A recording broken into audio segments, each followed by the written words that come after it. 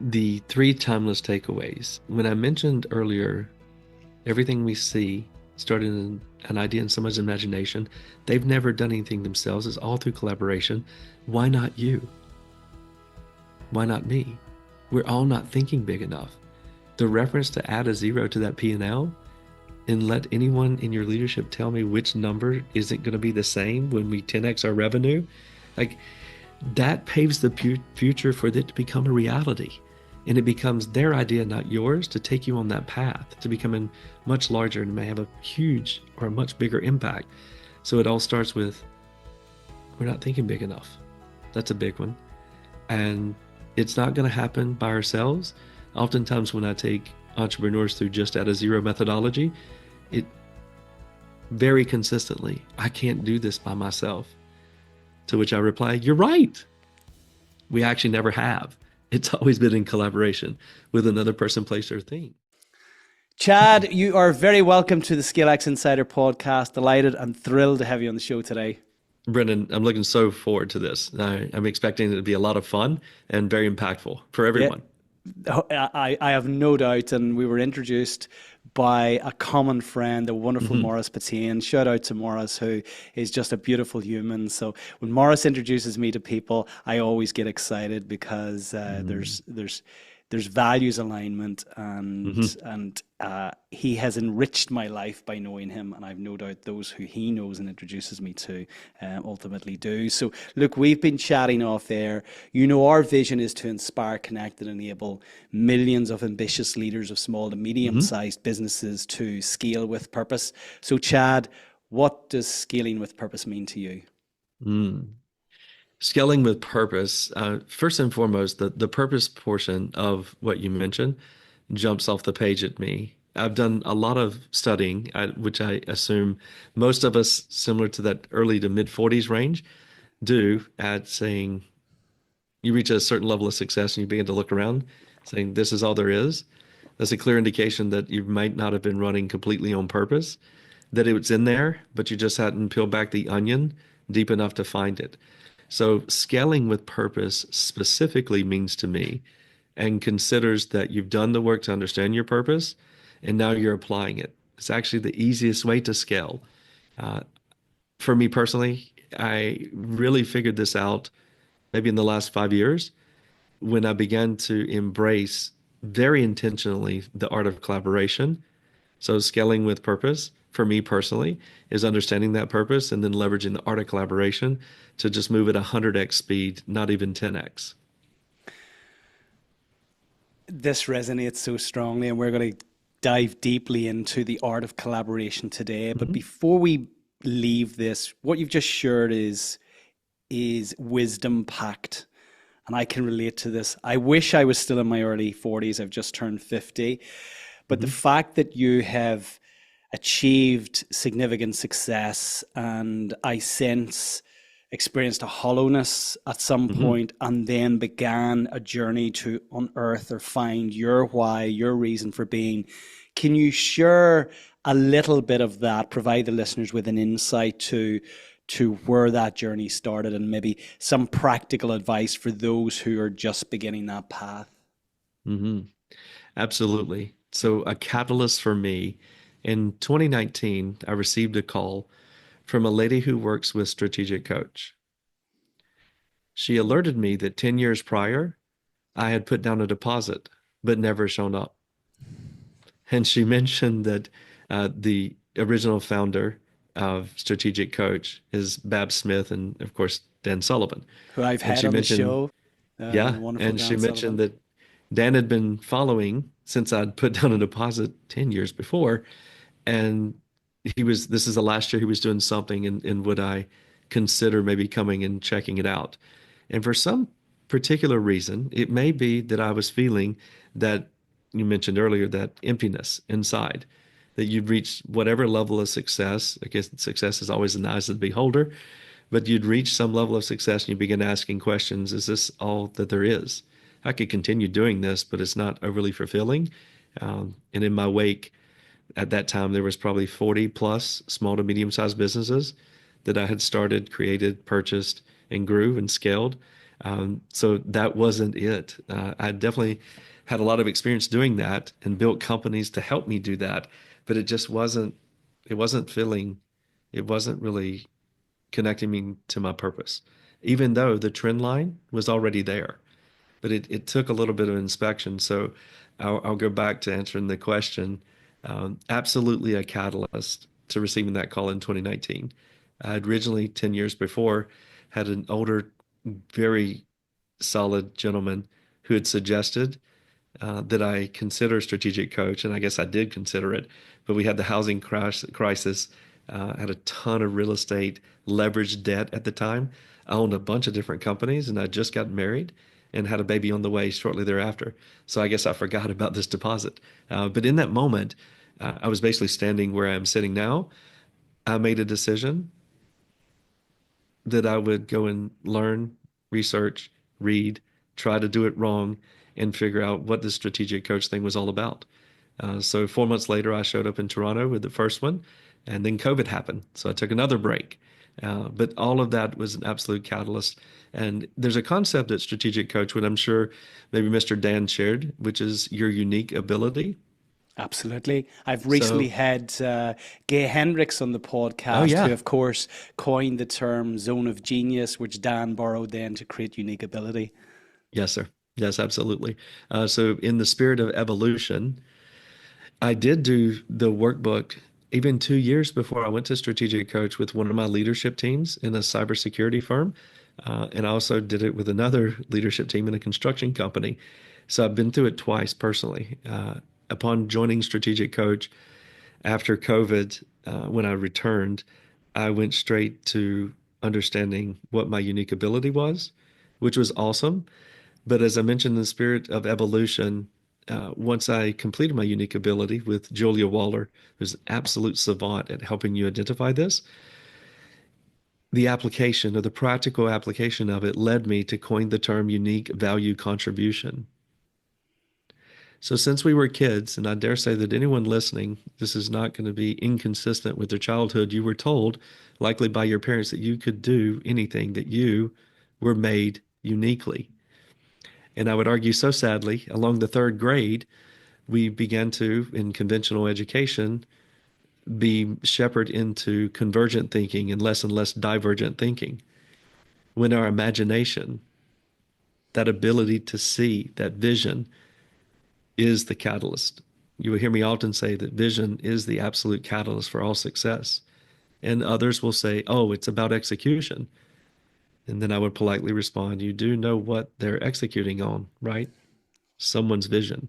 So, to help entrepreneurs in my world get back to leveraging the art of collaboration and ultimately to understand what makes them unique, to get to those ideas that are locked up in their imagination and give them a catalyst, i.e., the art of collaboration, to help those become a reality, is, I feel like, a huge portion of the journey that we all must go through. And I'm here to do my part and help. I love that unique value contribution. And as you described that, my own kids have often asked me when they were growing up, Daddy, what can I be? And as parents, we always say you can be whatever you want to be. But in the Yes. schooling system, our unique abilities then are converged to become the average of Yes. everybody else's in Yes. this conformist structure.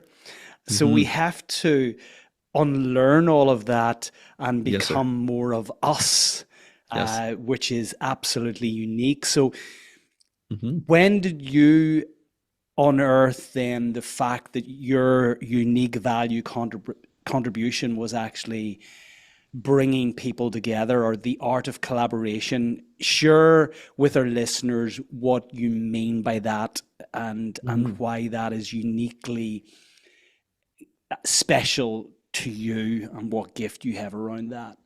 Sure. Uh, Upon my journey of peeling back the onion, layer after layer, there was a consistency. Even way back to starting organizations, or my first business is around the sixth grade, it's been the same. And the drive there was driven from the ability, and I say ability, not capability, two distinctly different things, You may own a piano. You are capable of unique music. You might be like me and barely able to plink out Twinkle Twinkle Little Star.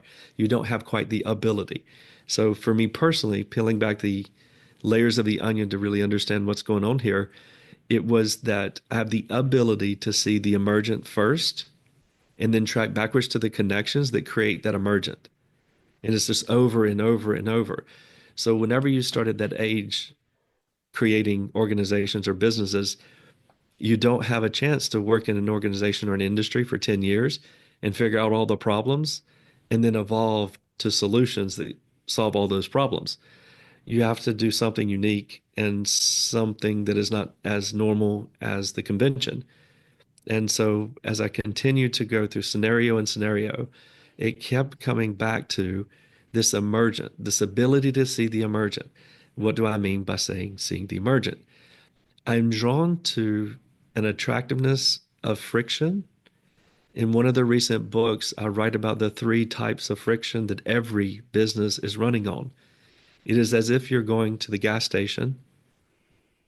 You're either pulling the handle and putting regular into your vehicle, mid-grade or plus, at least here in the States, and then premium. So if you think about frictions in that manner, every business is running on some level of regular friction. They're reacting to it. There is no other option. The money's drying up, interest rates have changed, their head sales guy just walked out. These are frictions that you could have seen coming, but you didn't. So now you're absolutely having to react to them. Or a plus grade friction, oftentimes in the conventional sense, they'll be delivered to you as complaints. But if you as the entrepreneur has a system to embrace those, see them for exactly what they are, opportunities to create more value for those that are already paying you. Like it's a huge win. And if you systematize that, you can outpace your competition no matter how many years they've been in an industry. I can vouch for that time after time. And then the last version of friction, the one that really gets me excited, that I do believe is part of my ability or unique value contribution, is to pick up on the friction that is not causing an immediate behavioral response to an industry and then validating that. So I created a concept called remove the film. Remove the film stands for friction identification and then leverage the market. The leveraging the market is the understanding first of how big of a solve is this? How many folks is it going to positively impact? You're sizing up the depth of market, obviously. And then the second portion of leverage the market, who already exist in industries that through combining them together, I can create the solution. I don't need to go buy or build or start the company anymore. And after 50 plus times of doing it the old school way, identifying the friction, leveraging the market, and then going to create the company, I finally evolved. And that is to leverage my unique value contribution. So now I spend my time very much enjoying what I do. I go home with more energy than I wake up with. And I wake up with a good bit because I spend my days evaluating situations, understanding where the premium friction may lie, and then seeing the emergent, which is the value created through combining two existing people, places, or things that result in that outcome. And that is my definition of the art of collaboration. You've set the table beautifully here because you've spoken in the context of our 10 principle ScaleX framework. You've spoken to purpose and vision as a catalyst. You've spoken to people. You've spoken to partnerships. You've spoken to planning. You've spoken to proposition. So there's lots of different ways we can go here. I'm going to dig in to the partnerships because it's something in almost 200 episodes we haven't we've had a number of guests on who speak directly to partnerships. Gene Oelwang, who headed Virgin Unite, actually, who wrote the book on partnerships, was probably the last guest we had on who spoke directly to partnerships. So some would say the ship that you should never get on is partnership. In this part of the world, partners are for dancing, not doing business with. So your belief is very much contrary to that. So, given the fact that you have started, scaled, and sold in various combinations, almost 40 businesses, Hmm. you are very, very well placed to talk about the power of collaboration and partnerships, Hmm. Chad. So just share with us your belief in Hmm. the power of collaboration and partnerships.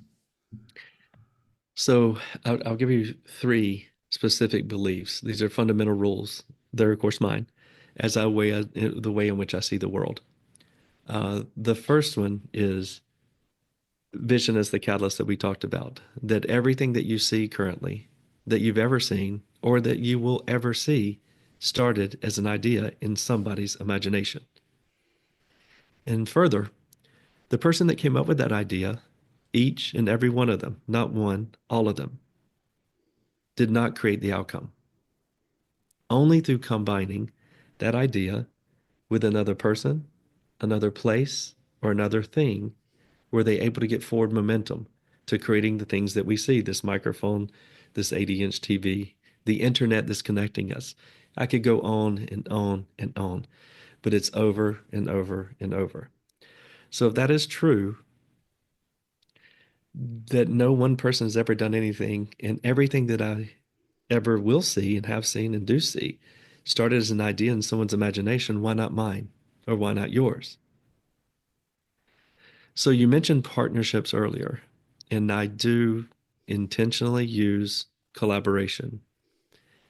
When I shared the definition earlier, and this is a definition that I've created, it is collaboration is the unique value created from the combination of two or more people, places, and things. The structure of the collaborations that we create, they're unique in nature in that, yes, some from the outside may classify them as partnerships. I would beg to differ in that we're only partnered on the outcome. The outcome has not yet existed. So when it does, we determine how we're going to split the outcome. In this collaboration, I want Brendan to be exactly who Brendan is. I want only him to show up with his unique value contribution, and I'm responsible for doing the exact same. And perhaps the two of us, originally upon some vision, yours or mine, we both aligned that our unique value contribution as it exists can come together and create this new and oftentimes exponential outcome. That is a collaboration. Knowing that along the way, we're going to run into growth obstacles, or as I would classify them, growth opportunities, that is an additional option for a collaboration. You and I may have come together and we've taken this company, this idea, this objective to 5 or 10 or 50 million. And we began to experience headwind. Those headwinds are an indication of an opportunity for another collaboration. See, in the conventional sense that I have participated in for many, many years, we would grow organizations and then we would run into scale issues. And we would go and sometimes try to hire for a role we had no idea about. And then we would try to come up with a comp plan to pay for that role. And sometimes we would do that incorrectly over a period of a couple years. If we're lucky, maybe it happened in a year. That's not the rule, that's the exception. But what I realized over some time is there's likely an entrepreneur that woke up this morning at 5 a.m. or like me, closer to 3 a.m. And when they woke up, they began to think, they began to study with a lot of intentionality around their craft of the application of their unique value contribution. So today I operate a little differently. I do have vision, an unlimited amount, but I would argue we all do. We all came pre-wired, factory installed with an imagination. Sadly, man managing man has removed a lot of that. So I'm here to help people get back to it for sure. People in general, entrepreneurs specifically, and then to leverage the art of collaboration to help those ideas, that future potential, become current reality. So I'm just going to recap here on what I've heard because this is This is critically important and brings together what I've heard on the podcast from other guests, including Hmm. Dan, of course, who wrote the wonderful book Who Not How. Hmm. And I love that concept. I had Daniel Priestley on the podcast recently as well, who said every problem that you have, every challenge that you want to solve, every opportunity that you want to explore, somebody today woke up with the resources you need to realize what it is that you're trying to overcome or exploit. Yes. And uh, what I'm hearing is the fact that resistance anywhere within your business should not be something that you receive with huge anxiety or overwhelm. Mm. It is an opportunity for you to leverage a potential collaboration in order Absolutely. to actually overcome that challenge. Hmm. Is that correct? 100%. Sounds like Daniel and I would be big friends because I would argue he's 100% right. That we run into challenges every day. There's someone right now on a Zoom at this very moment who has all of the ability to make that friction that you've run across in your business. It's literally their passion. They would likely even do it for you and participate on the outcome, right? No, pay me at the end. Why? Because they're so passionate and they're so confident that they know they can create this outcome, that they can deliver this value. They're delighted to participate in the outcome of your business.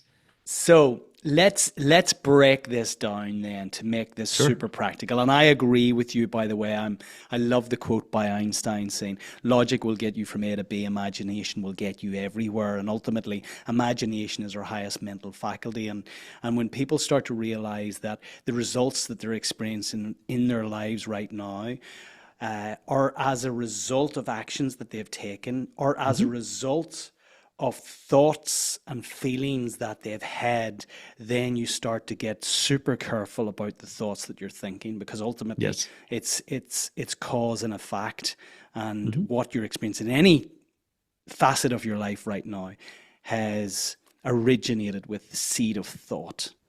So Yes. that's, I mean, that is very powerful. So vision is the catalyst here. Hmm. We know, and there'll be people listening to this, everyone listening to this will be experiencing challenges in some form, I Hmm. suspect. So, what do we invite them to do?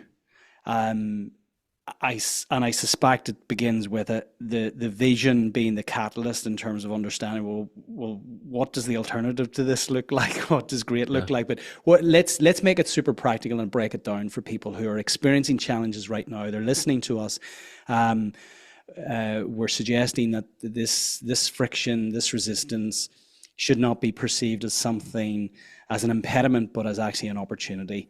Let's get super practical, Chad. Where do they Yeah, I start? love to. So I like the way you teed it up.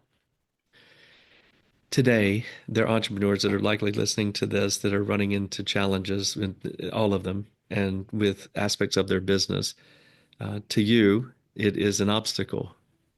To someone else, it is an opportunity. We've referenced it even on this call. Mr. Daniel, who you mentioned was on the podcast previously, reconfirmed, and we've all heard these types of sayings.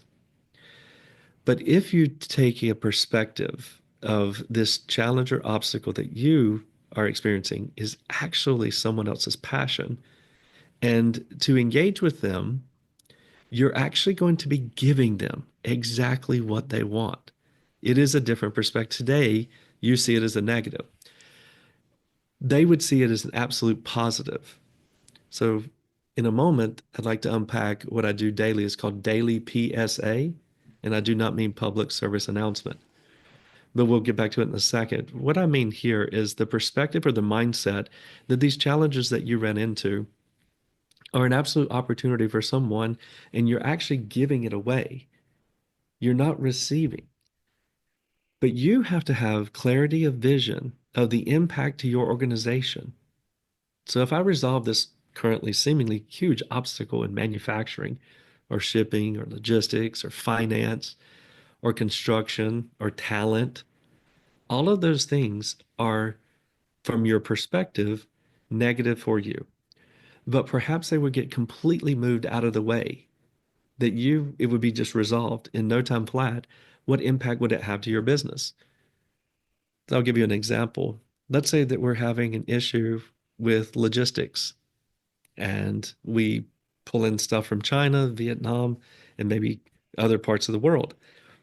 And for some reason, we can't get our stuff. That's a huge issue for us. That's the business that we're in. So if we're unable to supply it, we're going to start losing clients.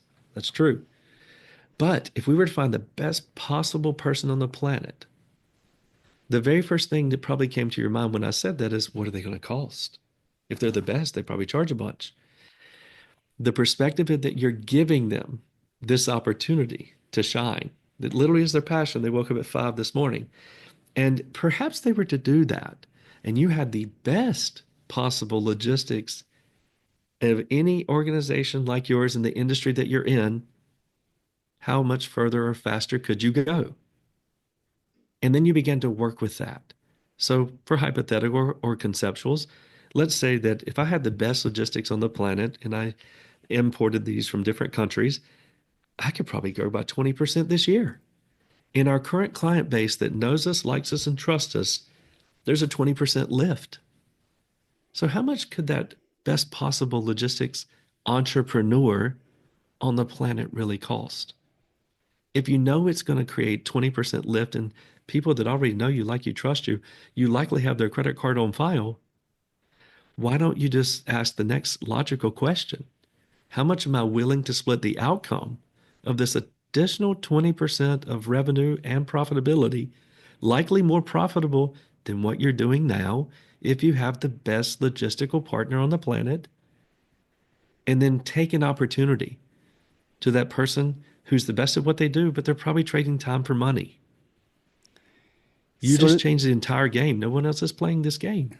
so let's go back a moment because, and it seems a little bit odd because my background's in finance, that the first question that jumped to my mind wasn't what should this cost? That would have been the second one. It's how do I find them?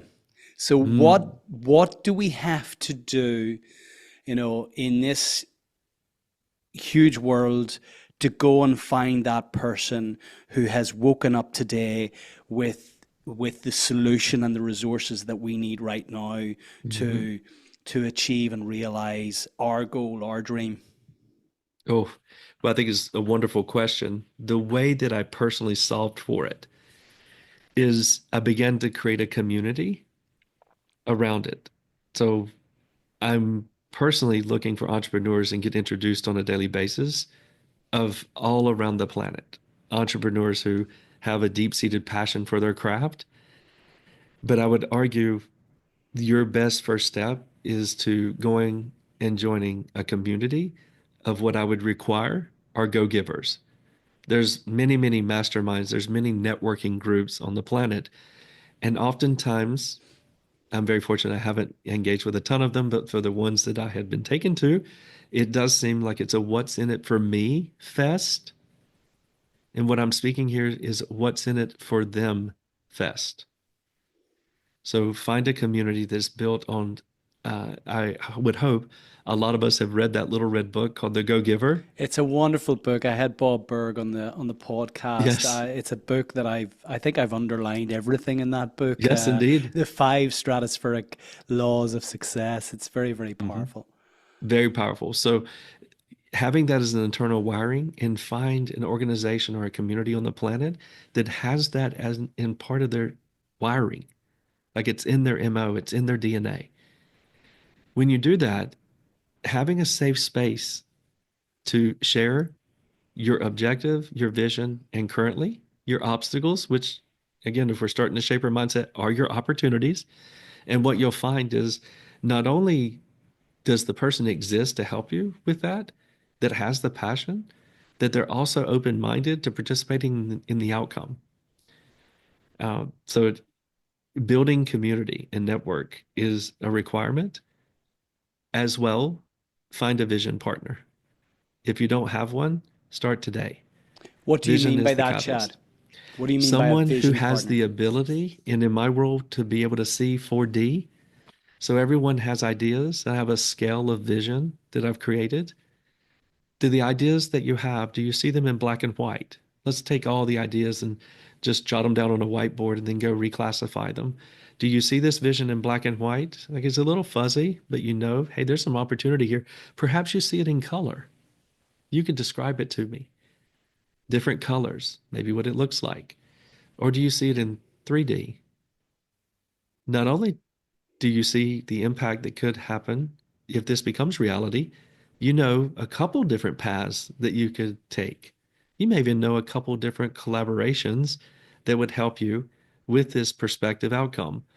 Or, and the last one, do you see it in 4D? Do you see it so clearly that you could describe what it looks like, smells like, feels like, who else is going to win? And that one emphasized for purpose, who else is going to win? If you're able to describe it there, if you have that level of vision, you begin to collapse time and space. Maybe this is a good time, and you've touched on lots of it, I suspect, but your 100x collaborations framework. Hmm. Do, Yes. do you want to share with our listeners what that looks like practically? Yes, sure. So, leveraging the art of collaboration, I began to build. I remember, I'll take you back a couple years. It's been 2.5 years now. I remember writing down, could I build an organization that's built on collaborations, that builds collaborations, and make it globally? And the answer is yes. So I began and set out to build what I call now is the SEEDSPARK CoLAB, and it is a global entrepreneur collaboration. What that means is the entire model is constructed where we leverage the art of collaboration to help each other create new and exponential outcomes. And the only thing that I require that you show up with is a go-giver attitude and your unique value contribution. See, it goes way further back and much, much deeper. I feel like we were all truly created uniquely, and we all either made a decision or somehow we ended up here. And our job is to contribute back to the whole. Not me versus you, not I win, you lose. It's we win together. And there's a uniqueness to us all that we've applied to the industry that we're in, to the title that's in the email signature, or to the sign that's on the door. But it's not that. It's the way in which you do what you do, combining with someone else's way that they do what they do. And that's the secret sauce of creating new and exponential outcomes. So it's a mindset shift for many entrepreneurs because we've been trained since the third grade to have a competitive first growth strategy. One would argue it feels like now it's pre-wired, and that's not true. Your factory installed with an imagination. You came to this place uniquely created, and your job is to contribute it back to the whole. When you begin to shift your mindset in that direction, watch what happens. You mentioned the thoughts earlier, that our thoughts become reality. True. When you have coherence between the mind and the heart, you should expect reality to be next. So we have so much more power inside of us to give to each other and create and participate in much more and bigger exponential outcomes. So that's what I began to create. That's the way in which I see the world. And ultimately, I want its impact to have on humanity, not just entrepreneurs, where collaboration is becomes a culture, not just a concept. Today, I hear it talked about so often in so many contexts, and I do not see it executed on very much. But in the collab, our average is about 22 a week of creating successful collaborations now. Wow. It's like I feel I've brought the 200 previous guests together and created this virtual AI person called Chad Jenkins, because Alan Watkins, I had on the show, talked about the Hmm. importance of heart mind coherence. He wrote the book on coherence and the power of coherence. And I had Hmm. Joe Polish on the show, who wrote the Yes, book What's in It for Them. Um, exactly. so I'm I truly believe this, that when you approach the challenge that you have or the opportunity that you're trying to explore Hmm. with questions to potential collaborators that invite them to share what's important to them, it's a game changer. It's Certainly a in game my changer. history, and in the early parts of my career, I was very clear of what would be in it for me, and approached Hmm. the negotiations, the collaboration, the partnership with that mindset. And it was a game changer whenever I started to invite potential collaborators to share their vision, to share what great looked like for them, Hmm. and then seek to explore how we could support them in realizing their vision in the context of them supporting us to realize ours.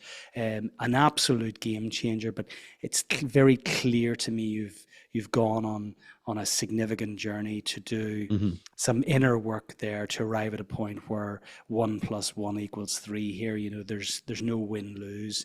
It's not a zero sum game. So some of the uh, things that you speak about, or certainly the essence of SeedSpark, as I understand it, is your focus on supporting companies to remove obstacles that hinder their growth.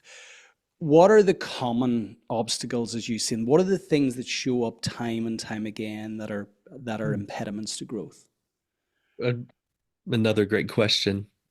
In the very short future, you mentioned Joe Polish earlier, which is an awesome soul on the planet. What's in it for them is an amazing book. I spoke to Joe just a couple days ago. A good friend of Joe's is a gentleman named Dean Jackson. Do you know Dean? I don't know Dean, but I feel like I do, because Yeah, he's been referred to in so many different occasions yeah, by Dan, by Joe, by others. indeed, and rightfully so. So Dean is absolutely a deep thinker with a ton of intentionality around his craft. And years ago, uh, I met Dean, and he was showcasing a formula that he created. And the formula is vision plus capability multiplied times reach equals success. So the whole formula itself, as in my world, I interpreted immediately as a collaboration, as it is. So to answer your question, the obstacles that we see can be boiled all down to vision, capability, and reach. So Dean and I have been together now, I don't know, a year and a half or 2 years now since that initial meeting. And the practical application of the VCR formula I have been doing for quite a long time. One would argue since I was about 8 years old. So it was very rewarding to me and empowering to have now words that can describe the way in which I've always seen the world. So uncovering either vision challenges, obstacles, of course, I would argue opportunities. And we talked about the four different levels of vision. We all have vision. And the good thing is we all have capabilities. We also all have reach. What we're not combining, and I use combining very, very specifically, combining is a catalyst. What we're not combining is the vision that we have with someone else's reach, or the reach that we have with someone else's capabilities. I boiled this all together and I've created intellectual property around what I call collaboration currency. This is the most vital asset that each and every entrepreneur that may hear this or that exists on the planet, they have as their most vital thing to leverage exponential growth, but they're not using it. If I could open up the window here to my left or behind me at the end of a 30-day period, every entrepreneur listening to this has a huge shovel and they're shoveling cash out those windows. That is their collaboration currency. Because when I get engaged with them, it's very clearly obvious they have an immense amount of vision, which is typically not the case. They have an immense amount of capabilities. That's true. And they have extensive reach. But the only way that they're using it is the conventional sense of what someone told them in their industry. They've never remotely considered combining their assets with someone else's. They've never really embraced the mindset that Joe writes about so intentionally and what's in it for them, to take that and give it. Like, how could I have this? How could I give it to Brendan? All the answers will show up when you begin to shift your mindset to that every time. That's so powerful. VCR, vision, capability, and reach. So, Yes. so, so powerful. Um, so our collaboration currency. Hmm. Let's let's examine for a moment why do collaborations break down? Why do partnerships Hmm. break down? You know, why Hmm. are so very few actually, or the statistics around partnerships in the conventional sense are quite dire. Um, what are Hmm. what are some of the reasons, given your experience, Chad, of why these partnerships, these collaborations break down? Yeah. You cannot tell this is your first time. What an awesome question. It's interesting. Just before this, I had a recording around a role inside of the collab. And it's to every collaboration, we assign our role called a collab architect. And in summary, the collab architect's responsibility, Switzerland, to be the neutral party. So starting back in 1815, Switzerland was deemed at the Congress of Vienna to be the neutral party. And it wasn't their choice. Many of them would argue that it's very strategic of all the European countries to deem them the neutral state. So I studied this back when was beginning to leverage the art of collaboration personally, and I had one partnership that didn't go so well in a company that had meteoric growth for about 5 years, and we just misaligned on the way that we treat people. But what I really did is I took that experience and then I took the learning on Switzerland and I began to see patterns and commonalities to help create a consistent and very valuable, one would argue, repetitive is what relates or results in exponential outcomes. And it was the assignment of and the structure of a non-biased party to anything other than the outcome. And that's where I developed the collab architect. So when you mentioned the partnerships, yes, I would dare say 80 plus percent, maybe 90, um, do not reach the level of success that both entrepreneurs or both parties had envisioned at the very beginning. And I think it's all and real easy to unpack as the why. Along the journey of any endeavor, there's going to be change. It's inevitable, whether it be to your family, to the market, to your suppliers, to pricing, to anything. It's going to happen. When it does, most of us know that things are just things, that we're the only person that can give them meaning. And I further combine that with the understanding that every day we receive 2.2 million inputs, we only retain about 131,000. So our brain is really good at the delete button. But your brain deletes things that are different than mine, even if we traveled all the same path today, or if we've been in partnership in this company for a very long time. We literally see it differently. Likely, we're both right. But if you would consider having a model where in our world, the collab participates at 1% only after a collaboration has become successful. And a large portion of that goes to our collab architects. So upon some frequency determined by the collaborating parties, at the beginning of the collaboration, you establish. Most of them are monthly. Some are every 2 weeks. But after a 30-day period, you have this unbiased party, which is another collab partner. So it's another entrepreneur that's coming to hear what's changed in Brendan's life, what's changed in Chad's life, in the way they approach business, in their vision, in their capabilities, and also their reach. So the collab architect that operates as the Switzerland to a collaboration is a very key, and I would argue a critical component to all the success that the collaborations that we've created are experiencing. And that's what I do not see. I don't believe they teach it in business school. I didn't have a chance to go. I made it 3 months and I had already started a bunch of companies, so I'd had to pivot. But to my knowledge, all the other entrepreneurs that are very well pedigreed, they don't teach that. That having that unbiased party to anything other than the outcome, irrelevant of the emotions, irrelevant of the individual interpretation of the just things, because you can't dictate the amount of meaning that someone puts to something. What you can do is keep your eye on the prize. And the prize in collaborations is, and I've said it before, both parties are showing up with a unique value contribution.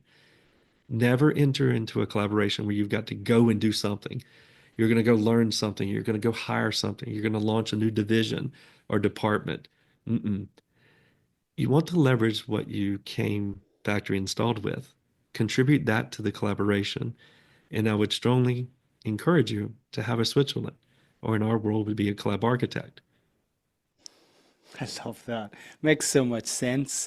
Uh, for many, it'll be the practicalities of that in terms of having that impartial mediator, Hmm. somebody who's truly independent and has the capability to actually keep people aligned Hmm. to their as pre-agreed common vision. What Yes. what might that look like practically in our SME world? Hmm. So I had one recently that I was actually operating as the architect. A lot of times it's very easy for me to identify collaborations. It's kind of pre-wired inside of me. And for this particular one, we hadn't yet handed it off, and it was experiencing wild success. I mean, it's right down the fairway to entrepreneurs coming together, just contributing their unique value contribution. And it was being so successful that it was running into some opportunities. And the opportunities was the growth that they were experiencing, the business and the opportunity itself was requiring more roles. One entrepreneur, very skillful horizontally in multiple of those roles. The other entrepreneur, super qualified, very, very capable, did not have the capabilities of the roles that were required by the collaboration. So the contribution was getting misaligned and it was being felt.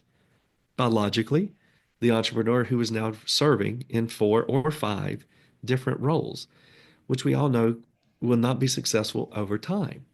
But because of the misalignment for the contribution for where they are in their growth journey, one was beginning to ask himself questions. I'm splitting this thing 50-50, but I'm doing this and I'm doing that. He entered the call that way, which is very logical and extremely conventional.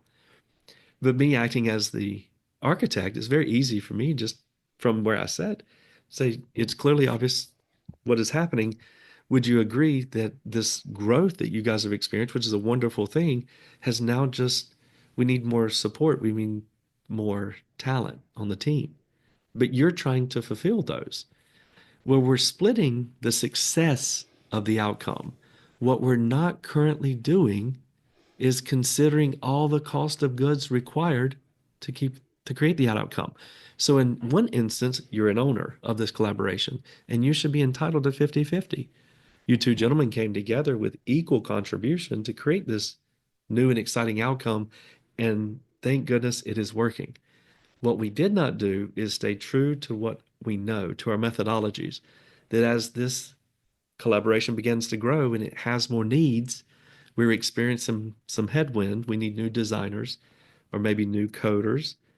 Then we didn't go and find another collaboration of someone who has all those people on staff who are already trained, who have policies, who probably have a time off vacation calendar already set, all these things that you don't have to do because you two gentlemen, have figured out something that can be wildly successful. But we fell back to our normal thing instead of leveraging the art of collaboration. So in less than 15 minutes, they're extremely happy. We've identified 2 other collaborations for them, and that was 3 weeks ago. They've now filled the room 4 more times. So they've doubled their current run rate. Now, what would have happened in the conventional sense? Because in a sense, hypothetically and conceptually, you and I are partners, and you're feeling really, I don't have the skill set that you do. And really, I really wish you wouldn't be doing that because there are other designers or web guys or copywriters that are better on the planet. But you were doing what you thought was right. And then ultimately, we can look at all these partnerships, poof, goes by the wayside. If they just leverage the art of collaboration, which luckily both of these, of course, are collab partners, they're they come to collab forums, therefore they're getting their mindset shifted and shaped over time to leverage the art of collaboration. But it's a journey. Yeah. What I'm hearing loud and clear is that where there is vision and clarity of vision, Hmm. the moment you experience resistance presents an opportunity for collaboration. It's a collaboration issue. It's a capability issue that ultimately your go-to, Chad, and what you're Hmm. asserting to people listening, to leaders listening, is that you don't necessarily have to figure this out by yourself and continue to stretch yourself, but think about who you can potentially collaborate with to actually resolve this issue. That requires then, and I recently interviewed Simon Squibb, who talked about the Hmm. importance of actually sharing with people who join you on the journey equity. And I've heard this Yes. time and time again. Is that typically a way to address the, well, what's in it for me piece, in terms of the, if I'm going to invest my time in this as opposed to this, there's an opportunity cost in Hmm. doing aligning to your project as opposed to another one. How do you best address the compensation piece then in the Hmm. context of the collaboration?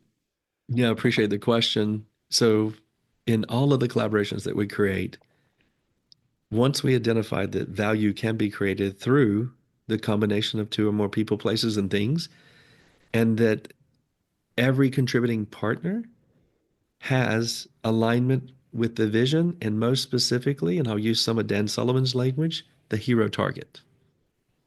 Then the very next question is how we're going to split this outcome.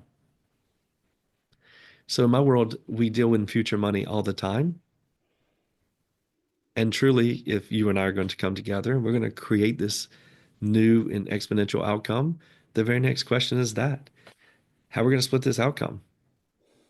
And so the question that follows after that, and I'm referencing our declaration of collaboration. So we created a one-page document, not a contract. This is a document. It has 9 questions on it. The first one, what are we going to name this? Very, very important. I have a tool that I created called Name the Baby. Because in home, we would never create a baby and not name it. A lot of I times we love have it. it named 9 months before he gets here. But in our business, we create new intellectual property every day, but we don't name it. We try to share a series of bullet points around the value that's created. We're so excited about it, but we don't give people an anchor for it. So the very first thing in the declaration of collaboration, you got to give it a name. And then after that, who's involved? Third, who is the hero target? Who do we want this collaboration to be a hero to? Who are we developing this to serve? How are we creating new and unique value? When you combine Brendan and Chad, what do you get? You define it. And then what's the earliest point that we can tell success is happening? Let's get agreement on that before we begin. Is it they sign up with Brendan? Do they send a PO to Chad? When that happens, how are we going to split the outcome? And lastly, are we going to split the outcome during any liquidity event as well? And then to put a stamp on it, what frequency are we going to come together with our collab architect, our unbiased party to anything other than the outcome, working off this one sheet, this one document, and then everyone signs it. And then that gets minted on blockchain with a smart contract. So if you were to adopt this operational strategy, this growth strategy, leveraging the art of collaboration, you're probably starting to see when I run into friction, it's an opportunity for collaboration. I, as the visionary, have to be so in tune with where I'm going. And I'll preface that with we are all not thinking big enough. My first book is just add a zero. So take your P&L out, add a zero to every line item. Tell me which one is not going to be the same as it is currently in your ratio to your revenue. Every entrepreneur on the call could tell me that. So if they know that sitting here, why are we trying to grow by 20 or 30%? We're all not thinking big enough. I love that. I think that's a wonderful way and an appeal to people to think bigger, just Mm-hmm. add a zero. And when you do that, it encourages you, it invites you, it it appeals to you to begin thinking in a different way, to Mm-hmm. thinking in a more collaborative way, to thinking more imaginatively, to get excited about the potential of the impact and the value that you can ultimately create in the context of the number of lives that you can positively Mm-hmm. influence as a result of thinking bigger, coming together in a collaboration and extending your reach. Mm-hmm. The last hour has absolutely flown, Chad. I've loved this. There's so much in this. The clarity in which you understand this is Mm-hmm. very obvious. Clearly a deep thinker. I'm always fascinated by the very first principle of our 10 principle scale X framework is psyche. And I believe, or Mm-hmm. as people will commonly know, your mindset, it Yes, either sir. empowers or disempowers your Mm-hmm. scaling trajectory. If there are if there was one book you could signpost people to in the context of helping them develop their psyche, and one practice you would invite them to embed in their lives, what would they be? Let's start with the book, and then we move to the practice. Oh, goodness. Mm. Well, the book. Ooh, you're talking to somebody who does a book report on everything he reads. And I read 3 books at the time, 10 pages a day, Oh and wow! then and I'm trying to figure out what is in between the lines, right? I understand this concept, like currently is The Secret to Our Success, which is amazing, kind of thick. Uh, we're not that fast. We're not that smart. Apes are way stronger than we, but yet we rule everything. Why? Collaboration. That's it. So I'm reading 3 different things at the time and figuring it out. So I would tell you this Think and Grow Rich from a long, long time ago is very, very impactful. The ability to create your own outcome. I mentioned it earlier during our time today. We have so much more capability than we give ourselves credit for when you leverage the art of collaboration and you try to combine. So I would dare say that influence is another one. I'll give you two. So Think and Grow Rich for sure, and Influence by Robert Cialdini. I read it at least twice a year because I pick up on something every time I read it. We are all humans. AI is going to empower us to be more authentically human, right? What we came pre-wired with is a lot of what we're talking about. So I would dare say Influence would be a huge book. And then you asked the question on what I perceived as what could you do on daily? What's a way you could shape your mindset is start out with gratitude. So I have a daily, of course, I would name it. I have a daily routine, and it's called Daily Grace. And Daily Grace stands for gratitude, reflection, awareness, combination, and engagement. So the daily gratitude every morning when I become conscious, I've trained myself to keep my eyes closed, and I begin to say thank you for as many things as I can come up with. And after that, I begin to meditate. So that's a huge impact. The daily grace and starting out with gratitude first, it will shape your day. I love that. The combination, what is this? So the gratitude I get, the reflection I get, the awareness I get, combination. What do you Yeah. mean by that? Yeah. So you become aware of something. How are you going to combine it? When I mentioned earlier, VCR formula, which Dean and I will be launching the VCR formula book at this year's CoLab Con, which is all about collaborations, of course. Uh, but it's how are you combining?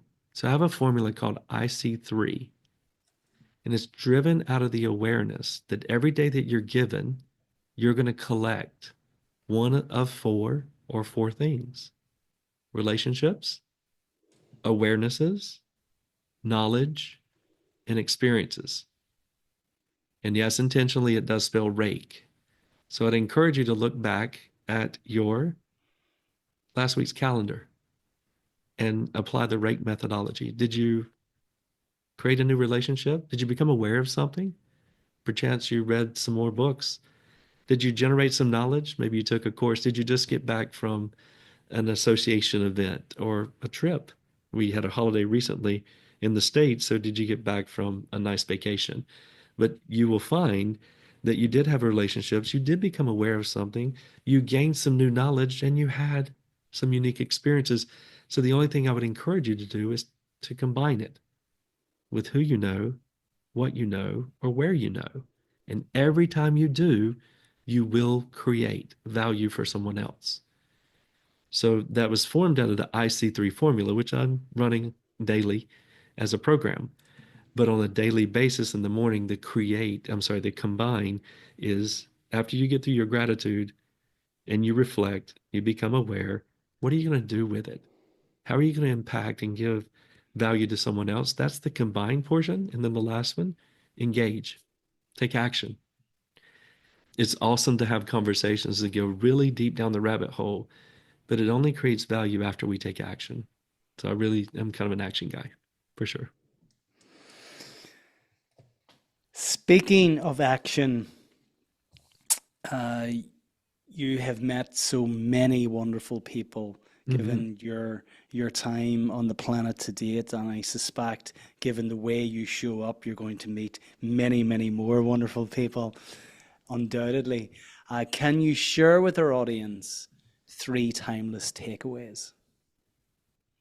Mm. The three timeless takeaways. When I mentioned earlier, everything we see started in an idea in someone's imagination. They've never done anything themselves. It's all through collaboration. Why not you? Why not me? We're all not thinking big enough. The reference to add a zero to that P&L and let anyone in your leadership tell me which number isn't going to be the same when we 10x our revenue. Like that paves the future for it to become a reality. And it becomes their idea, not yours, to take you on that path to becoming much larger and may have a huge or a much bigger impact. So it all starts with we're not thinking big enough. That's a big one. And it's not going to happen by ourselves. Oftentimes, when I take entrepreneurs through just at a zero methodology, it very consistently, I can't do this by myself. To which I reply, you're right. We actually never have. It's always been in collaboration with another person, place, or thing. Uh, and then know that you are created uniquely. And I do not mean the pedigree that some university gave you, or maybe the title on your email signature, or potentially even the sign on the outside of the building. We're a plumber, we're a litigation attorney, we're a finance company. No, no, no, no. The way you were uniquely created to deliver and create value in the world is very unique. And focus on that for as much as you possibly can. All the doors that you ever wanted will open up. So profound. Chad, looking ahead, what's next for you? Mm. So we're hosting 200 entrepreneurs here for CoLab Con in Charlotte, North Carolina in October. Launching of the VCR formula book is going to be amazing. I feel like you mentioned who, not how earlier, which is an amazing concept. And in the back of my friction fuel book, I have the hand drawn who, not how concept. It actually originated from Dean Jackson. The VCR formula is 100x bigger than that for the impact that it can have. So it's coming, and I'm very excited about it. Then lastly, we are just launched the CoLab Apprentice, which the apprentice is between 18 and 24-year-olds. Because if you think about it, you and I are currently doing a podcast. The 18 to 24-year-olds are testing something with AI that you and I haven't dreamt up yet. What do they not have? Vision, capability, and reach. So for me, it was very logical to create the CoLab Apprentice and connect entrepreneurs from around the world that have reached some level of success, that they themselves are on their own journey to figuring out what their unique value contribution is, but they have a lot of collaboration currency, and combine them with 18 to 24-year-olds that when they come up with an awesome idea, the convention is go raise money. You know what money is? Capital? It's a capability. What are you going to do with capital? You're going to buy vision, capability, and reach. So I'm most excited about the exponential outcomes that are about to happen through the CoLab Apprentice program. Oh, good on you. Good on Mm-hmm. you. That is so encouraging, so heartwarming. I have to say that you're using your unique ability to support others uh, Mm-hmm. and empower others to actually realize theirs. So I wish you every success in everything that you're doing, Chad. I love there's a I know we're thousands of miles apart here. There's a lovely energy. Mm-hmm. You've a very warm presence. Mm-hmm. You're Thank you. living, I feel, the go-giver mentality, and that's clear. So I want to thank you for the way you've shown up today, for your wisdom, for your lovely energy, and I wish you every success in everything that you're doing.